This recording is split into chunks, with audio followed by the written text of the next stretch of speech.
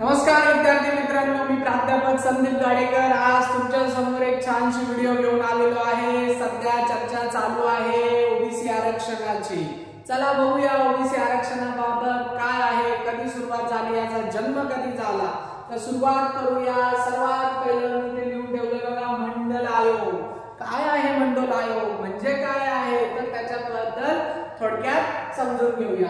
सर्वात पहिलं मला इतकं सांगायचं आहे की तुम्हाला सर्वांना माहिती आहे इंदिरा गांधीजींच्या काळामध्ये आणीबाणी लागू झाली आणि इंदिरा गांधींच्या आणीबाणीवर लोक नाराज होते आणि त्या नाराजीमुळे इंदिरा गांधीजींचं सरकार गेलं। इंदिरा गांधीजींचं सरकार गेल्यानंतर जनता दलाचं सरकार आलं आणि त्या जनता दलाच्या सरकारचे प्राईम मिनिस्टर झाले पीएम मोरारजी देसाई। ओके, मोरारजी देसाई पंतप्रधान झाल्यानंतर त्यांनी एक कमिशन गठीत केलं, कारण त्यांनी त्यांच्या जो मॅनिफेस्टो होता त्याच्यामध्ये त्यांनी सांगितलं होतं की आम्ही जर सत्तेत आलो तर आम्ही एक कमिशन, बॅकवर्ड क्लासचं कमिशन नेमू आणि त्याप्रमाणे 1979 मध्ये त्यांनी बॅकवर्ड क्लास कमिशन तयार केलं आणि या कमिशन मध्ये किती मेंबर्स होते?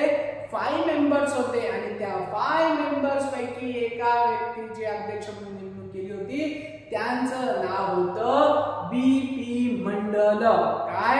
बीपी मंडल। आणि मग त्यांच्यामुळेच या आयोगाचं नाव ठेवलं गेलेलं आहे मंडल आयोग। आलं लक्षात? तर पुढे बघूया। आणि ह्या मंडल आयोगामध्ये ह्या मंडळांनी केलं काय तर त्यांनी जे बॅकवर्ड क्लासचे लोक होते त्यांच्या 4 गोष्टींवर फोकस केला, म्हणजे सोशली इकॉनॉमिकली बॅकवर्ड क्लास आहे की नाही, ते सोशली बॅकवर्ड आहे तर कसे आहे, इकॉनॉमिकली कसे आहे, तर या बाबतीचा त्यांनी सखोल अभ्यास केला आणि त्यांच्या सुधारणासाठी काय करता येईल आणि मग त्यांची शिफारस अशी होती की त्यांनी काय अहवाल तयार केला। आता त्या अहवालात खूप साऱ्या गोष्टी नमूद केल्या आणि तो अहवाल मोरारजी देसाईंची इच्छा होती की त्यांच्या काळातच व्हायला पाहिजे होता, पण मोरारजी देसाईंचं सरकार खूप लवकर गेलं आणि त्यानंतर पुढचं सरकार आलं पुन्हा इंदिरा गांधीजींचं। इंदिरा गांधीजींच्या सरकारमध्ये आणि राजीव गांधीजींच्या सरकारमध्ये या दोन्ही काळामध्ये ह्या अहवालाच्या शिफारशी लागू करण्यात आल्या नाही, पण त्यानंतर राजीव गांधीजींच्या सरकारनंतर काही दिवसांनी पुन्हा एक सरकार आलं। त्या सरकारचं नाव होतं, म्हणजे जे सरकार आलं ज्या पक्षाचं ते आहे जनता दल। आणि मग जनता दलाचं सरकार आल्यानंतर व्हीपी सिंग काय नावाचे प्राईम मिनिस्टर झाले, व्हीपी सिंग नावाचे प्राईम मिनिस्टर आपल्या भारताला मिळाले आणि भारताला प्राईम मिनिस्टर मिळाल्यानंतर त्यांना तो अहवाल 1989 मध्ये स्वीकारला। ओके, स्वीकारला आणि तो 10 ऑगस्ट 1980 पासून लागू केला।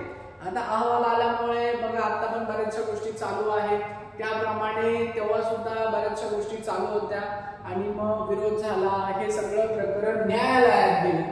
न्यायालयात गेल्यानंतर न्यायालयाने आपण सांगितलं की आता हे ते आरक्षण आहे तर टोटल ओबीसीचं आरक्षण त्यांच्या शिफारसीप्रमाणे आहे किती 27% आणि नॉर्मली अगोदर जे आरक्षण दिलं गेलेलं आहे रिझर्वेशन एससी आणि एसटीला 22.50 आणि दोघांची टोटल केली तर म्हणजे ते आरक्षण 49.50 पर्यंत जात होतं। त्यामुळे खूप लोकांनी त्याला विरोध केला, तो न्यायालयात गेला, पण न्यायालयानं एससीबी हे जे आहे एससीबीसी म्हणजे स्पेशल इकॉनॉमिकल सोशल इकॉनॉमिक आणि बॅकवर्ड क्लासच्या बाबतीत ज्या पण शिफारशी मंडल आयोगाने केलेल्या होत्या त्या सगळ्या स्वीकारायला परमिशन दिली आणि अशा प्रकारे 16 नोव्हेंबर 1992 ला ओबीसीच्या रिलेटेड अदर बॅकवर्ड क्लास इतर मागासवर्गीयांचा अंमलबजावणी सुरू झाली।